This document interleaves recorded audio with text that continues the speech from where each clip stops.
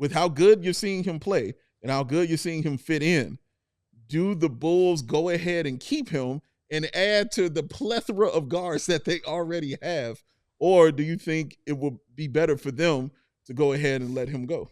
Yeah, I mean, you have a lot of guards. Obviously, you've got Lonzo, you've got Ayo, Kobe, Giddey, and now Tre Jones is your fifth guard. But they are playing multiple guards together, right? I think there's something to be said for having multiple ball handlers. We've talked a lot about that and just the Bulls wanting to employ that system. And so I think it makes sense to try to keep him. It's just a matter of what's the cost. And, you know, you re-sign Lonzo Ball, you extend him right before the trade deadline. Is that someone that is going to be around long-term? He's now on a very team-friendly deal with a player option on the second year. Like, could you maybe look to move him for a draft pick and then bring back Tre Jones? Now you have Kobe, Ayo, Giddey, and Tre Jones. You can play three of those guys together at times, or you can have Tre Jones coming in off the bench.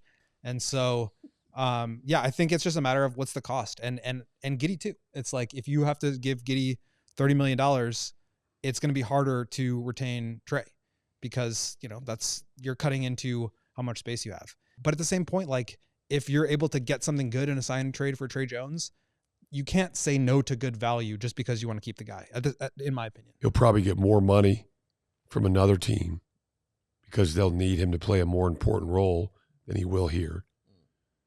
And here it's just a numbers game, in my opinion, because of the guys they have on contract.